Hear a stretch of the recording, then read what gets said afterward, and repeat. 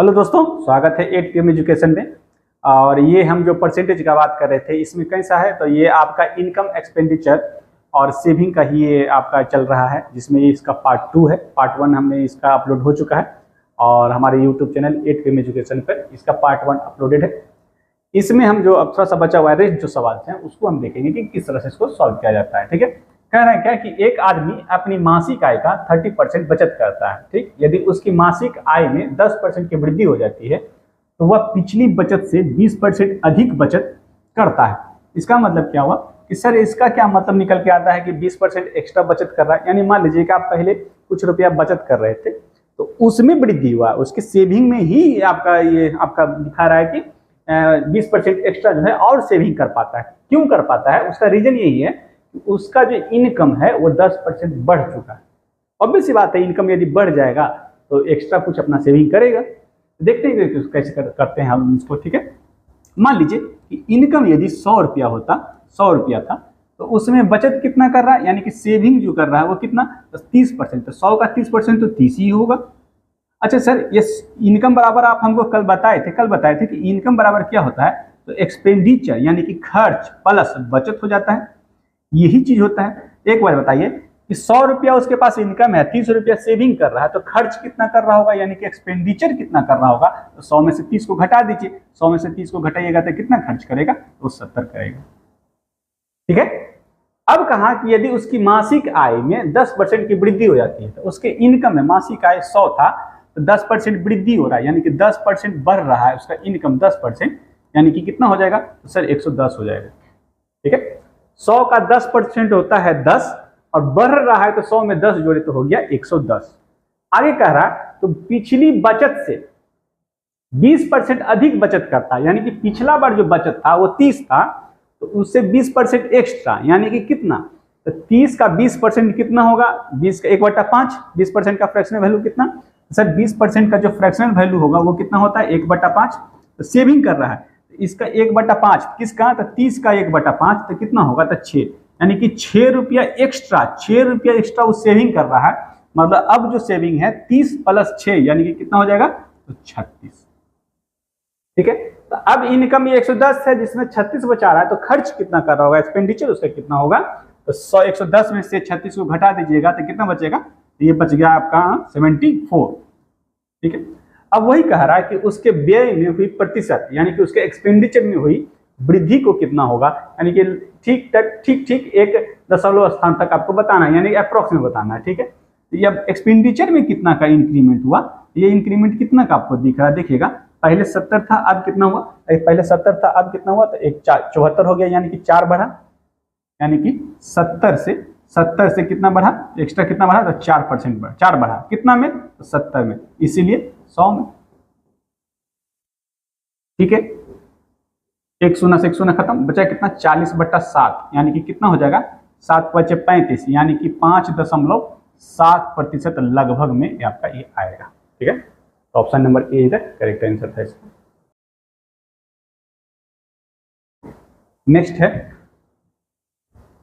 Next problem है, कह रहा है कि हरि के वेतन से घर के किराए के रूप में 15% की कटौती की जाती है, शेष राशि का 20% बच्चों की शिक्षा पर खर्च किया जाता है, यानी कि फिर और शेष राशि का 10% उसकी चिकित्सा पर खर्च किया जाता है। तो अंत में उसके पास कितना रुपया शेष बच रहा है, इतना रुपया शेष बच रहा है, 42,840 शेष बच रहा है।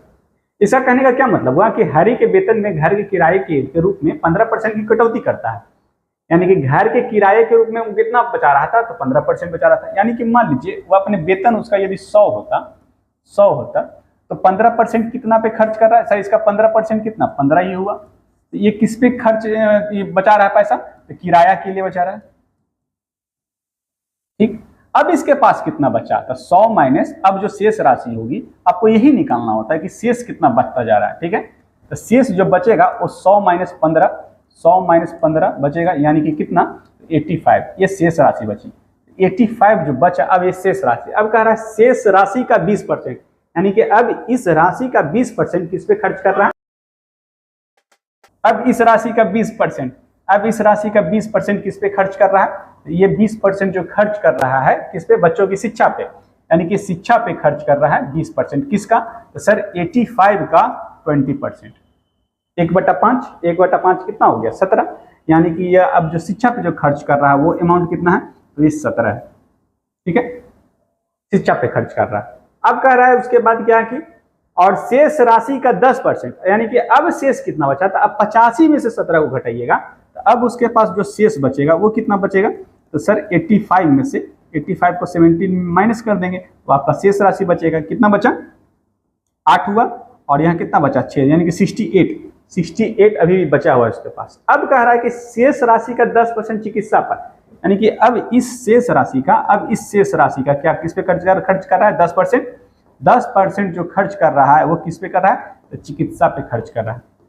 ठीक है, चिकित्सा पे खर्च कर रहा है, तो इसका 10% कितना होगा, 68 का 10% कितना हो जाएगा, तो 6.8 हो जाएगा, यानी कि 6.8 जो है वो किस पे खर्च कर रहा है, तो वो चिकित्सा पे खर्च कर रहा है। ठीक, अब उसके पास शेष कितना बचा, अभी भी शेष निकालना पड़ेगा आपको। ठीक है, तो शेष कितना बचा है, तो 68 में से माइनस करना होगा 6.8। ठीक है, तो कितना बचेगा, तो ये 2 बचा, यहाँ कितना बचा, यहाँ पे बचा आपका 7 में से 6 को घटाइएगा तो 1 बचेगा, ये 51 दशमलव आपका इतना भी अभी भी उसके पास राशि सेव है, जो किसके बराबर है, उसी के पास जो शेष राशि बची हुई है 42,840 रुपया के बराबर है। यानी कि अब इसकी जो राशि बराबर है वो किसके बराबर है, 42,840 रुपये के बराबर है। 1 यूनिट का मान कितना होगा, 1 यूनिट का जो मान होगा वो कितना होगा, तब 42,840 बटा 51.2। ठीक है, अब इसको काट देना है आपको, काट दीजिए। इसीलिए आपको कितना निकालना है, तो कुल वेतन निकालना है, यानी कुल वेतन तो आपने 100 माना था इसलिए 100 निकाल लीजिए, ऐसे भी कर सकते हैं। ठीक है, तो यहां से कितना बार में कटेगा, तो अप्रोक्स देखिएगा 7।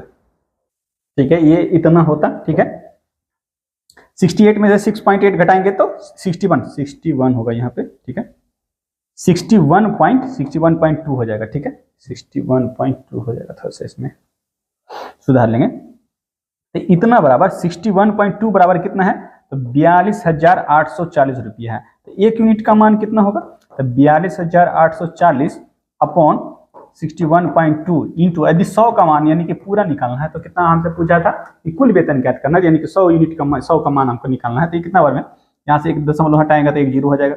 ये कितना टाइम जाएगा, तो ये लगभग 7 नहीं पूरा बार में जा रहा है, कितना बार में कट रहा है, तो ये 7 बार में कट रहा है आपका। ठीक है, 7 दूनी 14, 7 1 7 1 8, 7 6 42। ठीक है, 7 बार में, यानी कि जो इनकम इसका था कितना था, 70,000। 1 जीरो बचा हुआ, यानी कि 70 टाइम्स में जाएगा, टोटल हो जाएगा जो होगा 70,000। Option number D, option number D is the correct answer. ठीक है, नेक्स्ट प्रॉब्लम है, पिछले वर्ष रंजन का मासिक वेतन जो है वो 34,500 था और इस वर्ष उसकी मासिक वेतन में 38,640 रुपया है। पिछले वर्ष के मासिक वेतन की तुलना में इस वर्ष रंजन के मासिक वेतन में कितने प्रतिशत की वृद्धि हुई, यानी कि पहले कितना था वेतन, तो 34,500 था, अब कितना है 38,600, तो बढ़ा कितना, तो इसका डिफरेंस यानी कि बढ़ा कितना, तो 38,640 में से आपको 34,500 रुपया को माइनस कर देना है, तो ये कितना होगा, जो अंतर होगा वो कितना होगा, तो ये 0 4 और ये बचा कितना 1 और यहाँ बचा कितना, तो 6, यही बचा। ठीक है, यानी कि 2 4 ही बचेगा ना, इतना बचेगा। ठीक है, 0 गया, 4 गया, 6 में से 5 गया, 1 गया और 8 में से 4 गया, 4 बचा। ठीक है, तो इतना बचा था, कितना में ये बचा है, तो पहले में से शुरू में से कितना का वृद्धि हुआ था, इतना का वृद्धि हुआ, इसलिए हमने अंतर ले लिया। कितना में पहले कितना था, तो 34,500 था, इसीलिए 100 में आपको निकाल देना था। ठीक है, यहाँ से 00 कैंसिल हो जाता। ये कितना बार में कटेगा, तो लगभग 12 3 36, 12 4 48, 48 अच्छा 12 5 60, यानी हाँ 12 बार में पूरा पर में कट जा रहा है। ठीक है, यानी कि 12% आपका सही उत्तर था, यानी कि इसका जो आंसर था वो 12%, ईजी था, ज्यादा नहीं निकालना था कुछ, यानी कि 12% इज द करेक्ट आंसर। ठीक है, नेक्स्ट है,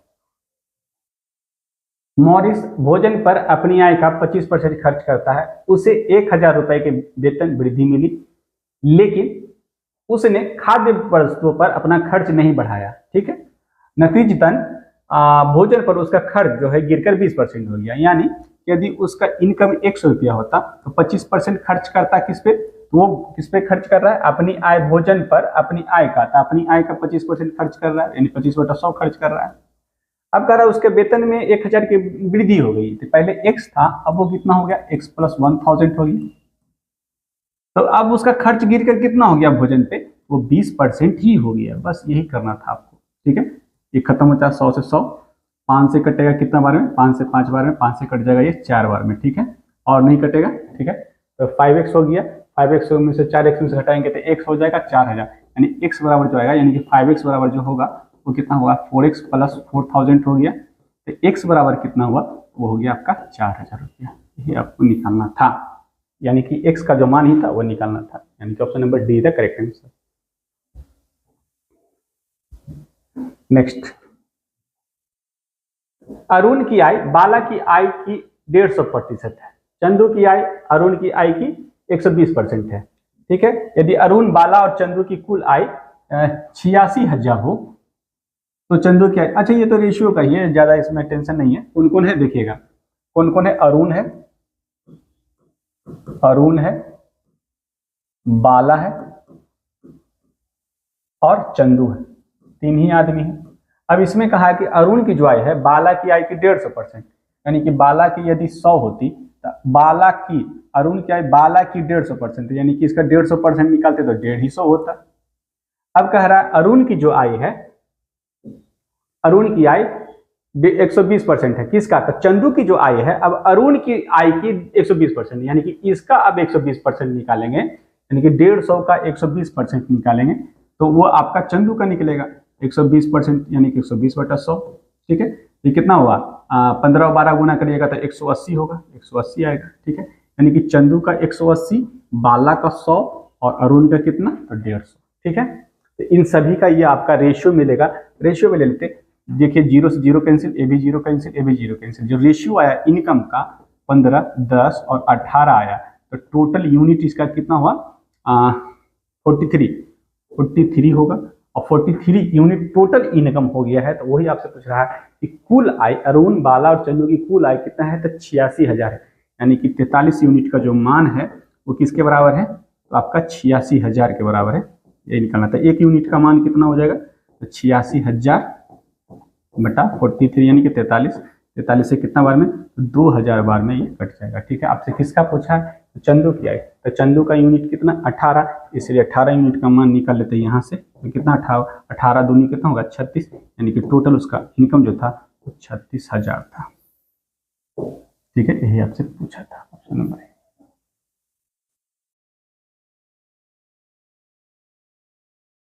सोमनाथ की वार्षिक आय 24 लाख है। प्रत्येक माह वह अपने वेतन के लिए 40,000 की ईएमआई का भुगतान करता है। तो ईएमआई होता क्या है? तो याद रखिए, इसको बोलते हैं ईजी मंथली इंस्टॉलमेंट बोला जाता है। ईएमआई को ईजी मंथली इंस्टॉलमेंट कहा जाता है। ईएमआई जो होता है वो ईजी मंथली इंस्टॉलमेंट कहलाता है।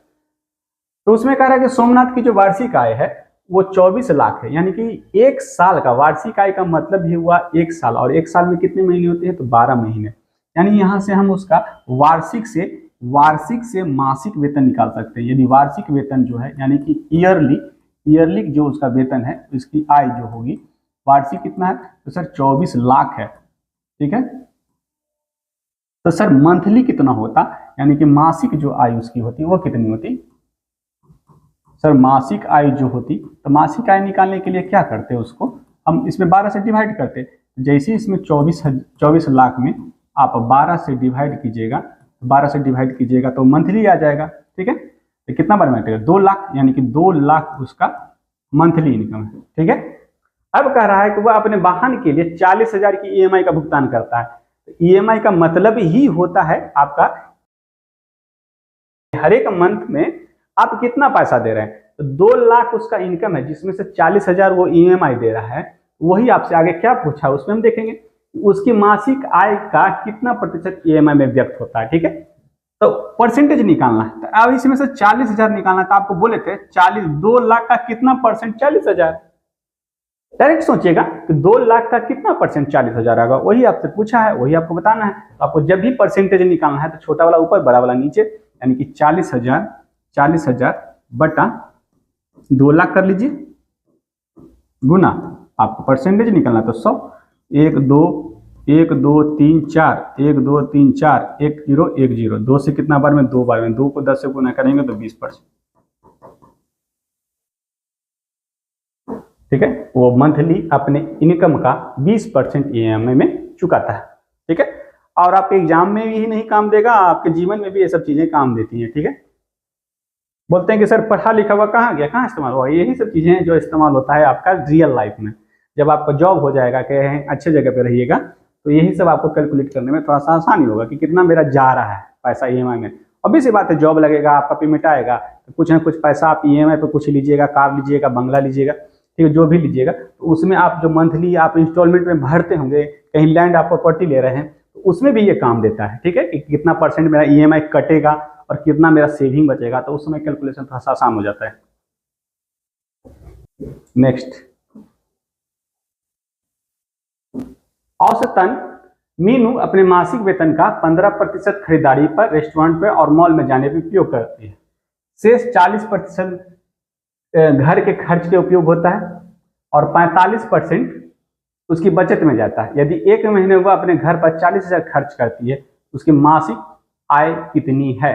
कहने का मतलब क्या है कि औसतन मीनू जो है अपने मासिक वेतन, याद रखिएगा, मासिक वेतन का 15% खरीदारी पर, रेस्टोरेंट पर, मॉल में जाने का उपयोग करती है। शेष 40% घर के खर्च के उपयोग में होता है। ठीक है, ये शेष जो लिखा हुआ है, यानी कि ये 40% आपका खर्च जो हो रहा है वो किस पे हो रहा है, तो घर के खर्च में उपयोग हो रहा है, और 45% उसकी बचत में जाता है। ठीक, एक महीने में वो घर पर इतना खर्च करती है, यानी आपको उलझाया है, बात समझिएगा इसमें।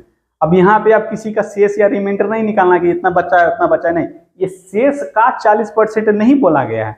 जब तक वो लिखे नहीं ना कि शेष का 40% घर पे खर्च करता है, तब तक वो आपका जो वही डाटा है, वही डाटा वो उतना ही फिक्स अमाउंट है, वो अपने अपने घर पे खर्च पे करता है। ठीक है, तो शेष का 40% ना लिख के उसने कहा शेष 40%, यानी कि 100 में ही 40% घर पे उपयोग किया जा रहा है, इसी को समझना होता है यहाँ पे। और उसने कहा कि वह घर पर 40,000 रुपया खर्च करते, यानी कि 40% का ही मान आपको 40,000 दिया हुआ था, उलझाने के लिए दिया हुआ था ये सवाल। 40% का डायरेक्ट जो वैल्यू था वो कितना था, तो 40,000 था। एक यूनिट का मान कितना होगा, 1% का मान कितना हो जाएगा, तो 40,000 बटा 40 हो जाता है। इसीलिए क्या आपको निकालना, वार्षिक आय, तो यानी कि 100% यदि उसकी वार्षिक आय होती, 100% का मान निकाल लेते हैं यहाँ से। ठीक है, 40,000 बटा 40 गुना 100 कर लेते हैं, यह लिख रहे हैं आपको समझा, 1 से 1, और यानी 4 से कटेगा कितना बार में, एक बार में, यानी कि ये हो गया कितना, तो 1 लाख, 4 1 5, टोटल 5, यानी कि 1 लाख उसका एनुअल इनकम था। ठीक है, तो ये जो 1 लाख आया, 1 लाख जो रुपया आया वो क्या है, तो 1 लाख रुपया आपका क्या है, मासिक है। ठीक है, मासिक पूछा है हमसे, तो मासिक पूछा नहीं है हमसे, पूछा है वार्षिक पूछा है, तो ये तो मासिक निकल गया है ना। तो इसमें अब आपको वार्षिक निकालना है, तो वार्षिक निकालना है तो आपको क्या करना होगा, इसमें 12 से गुना कर देना था, बस, और कुछ नहीं करना था। 1 लाख में आप 12 से गुना करते तो कितना होता, 12,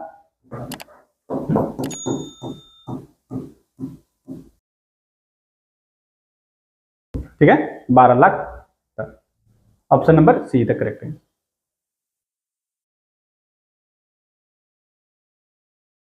ठीक है, तो ये जल्दबाजी में इसका उत्तर आप 1 लाख भी दे सकते थे तो और बढ़िया था, 0.25 या 0.33 आपका निगेटिव हो जाता है। ठीक है, तो 1 लाख इसका था। यहाँ पढ़ना होता है कि वार्षिक है या मासिक है। ठीक है, वार्षिक पूछा तो 12 से गुना करना पड़ेगा, क्योंकि सभी जो ये प्रोग्राम चल रहा था वो मंथली का हिसाब किताब था। ठीक है, मंथली में तो 12 ही आपको, फिर वार्षिक में 12 से गुना करना था। एक मंथ का कहानी है तो पूरा वार्षिक आपको निकालना, यानी एनुअली इनकम किसी का निकालना है तो 12 से गुना करना ही पड़ेगा। नेक्स्ट प्रॉब्लम है आपका, कैसा है देखते हैं। हाँ, सुनैना किसी निजी कंपनी में कार्य करती है और वार्षिक आय कितना है, 3 लाख, यानी सुनैना का जो इनकम है वो कितना है, वार्षिक है, यानी कि 3 लाख रुपया। 3 लाख 3 पर कितना, 500। ठीक है, उसके पास एक नई गाड़ी आई और एक पुरानी गाड़ी है, यानी कि इसके पास 2 गाड़ियां हैं। कौन कौन, एक नई है और एक पुरानी है।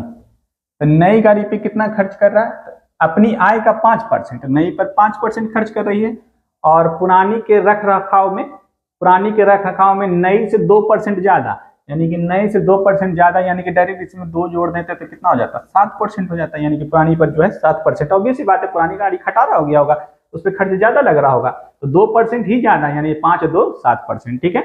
अब कह रहे थे कि दोनों गाड़ियों के रखरखाव पे उसका कुल वार्षिक व्यय कितना होगा, यानी कि इन दोनों गाड़ियों के कारण उसका जो ईयरली इनकम है, ईयरली इनकम है वो कितना खर्च हो रहा है, दोनों को जोड़ दीजिए, कितना हो गया 12%।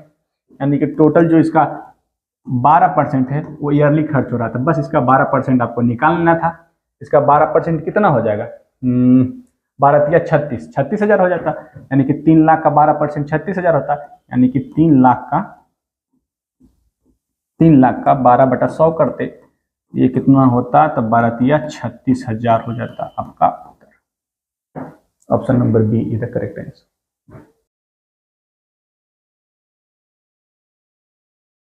ठीक है। नेक्स्ट, गरसीमा वार्षिक आय का 15 लाख हर महीने वह 30,000 की EMI देती है, उसके मासिक वेतन। आपको अभी बताए कि वार्षिक आय उसका दिया हुआ है, लेकिन EMI होता क्या है, ईजी मंथली इंस्टॉलमेंट होता है। यानी कि आपको पूरा देना है, तो 15 लाख है। ठीक है, 15 लाख, तो 15 लाख रुपया वो तो खर्च कर उसका वार्षिक ना है, तो मंथली पहले निकालेंगे। तो मंथली निकालने के लिए उसका मंथली इनकम कितना होगा, तो सर उसका मंथली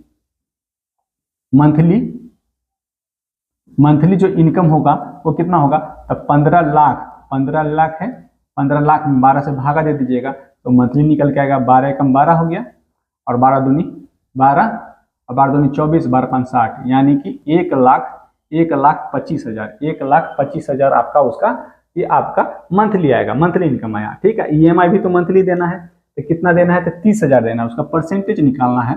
तो मंथली जो उसका EMI का जो परसेंटेज निकल के आएगा, परसेंटेज EMI होगा जो मंथली होगा वो कितना होगा, तो 30,000 बटा 1,25,000। ठीक है, गुना 100 कर लीजिएगा, 1 2 3, ठीक है।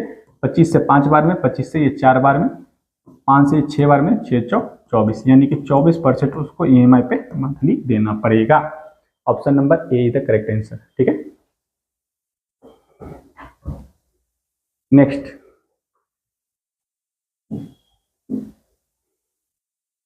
मीनाक्षी अपने मासिक वेतन का औसतन 10% खरीदारी पर और रेस्टोरेंट व मॉल पर जाने पर खर्च का करती है। 80% उसके घरेलू खर्चों पर व्यय होता है और 10% की बचत होती है। यदि मासिक घरेलू व्यय 48,000 है तो मासिक आय कितना होगा। बिल्कुल वही सवाल है, प्रीवियस ईयर इस तरह का सवाल किए हमने। देखिएगा, शेष 80% बोला है, तो शेष का 80% नहीं बोला। जब तक नहीं बोले शेष का 80%, उसको कुछ नहीं करना है। ठीक है, तो 80% उसके घरेलू खर्चों पर व्यय होता है, और यहाँ पे भी डाटा जो दिया है मासिक घरेलू वेतन ही दिया हुआ है आपको, यानी कि 80% का बराबर ही आपका मान दिया होता है, कितना, 48,000। यानी कि 80% का जो वैल्यू था वो कितना है, तो सर 48,000 है। ठीक है, तो 1 बराबर कितना होगा, 1% बराबर कितना होगा, तो 48,000 बटा 80, 8 छक्का कितना, 48, यानी कि 600 रुपया आया। ठीक है, 600 रुपया आ जाएगा। तो 600 आ गया है। उसके बाद क्या पूछा है, तो मासिक वेतन ही पूछा है आपसे। ठीक है, ईयरली नहीं पूछा, उसमें वार्षिक पूछा था, इसमें मासिक पूछा है। तो मासिक वेतन जो होगा वो कितना होगा, यदि 100 यानी पूरा होता उसका 100% का मान निकालते तो 600 गुना 100 कर देते, ये आ जाता आपका टोटल 60,000 रुपया। ठीक है, option number A is the correct answer. तो कभी मासिक पूछ देता है, कभी वार्षिक पूछ देता है, उस पर ध्यान रखना। ईयरली और मंथली दोनों पूछ सकते हैं। नेक्स्ट, अगला प्रॉब्लम है, प्रत्येक माह कृतिका अपनी आय का 30% घर के किराए पर और शेष का, देखिए अभी बोल रहे थे जिसका जिक्र हम कर रहे थे, जब तक शेष का नहीं लिखे उसमें कुछ नहीं करना होता है। यानी कि अपनी आय का, प्रति माह कृतिका अपनी आय का 30% घर के किराए पर, यानी कि यदि उसका इनकम 100 होता और 30% किस पे खर्च कर रही है, तो 30% घर के किराए पर, 30% 100 का 30% कितना हो जाएगा, तो 100 का 30% तो 30 ही होगा। यानी कि हम कह सकते हैं कि सर इसका जो 30% है वो घर के किराए पर खर्च कर रही है। 30% घर के किराए पर, ठीक है।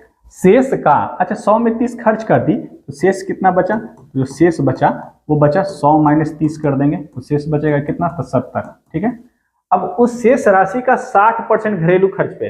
अब इस शेष राशि यानी कि 70 का अब 60%, तो अब जो 70 का 60% होगा, 70 का जो 60% होगा वो कितना होगा? सर ये 42 हो जाएगा। ठीक है, एक शून्य कट के 42 हो जाएगा। तो ये 42 रुपया जो खर्च करेगी, 42 यूनिट जो खर्च कर रही है वो किस पे कर रही है?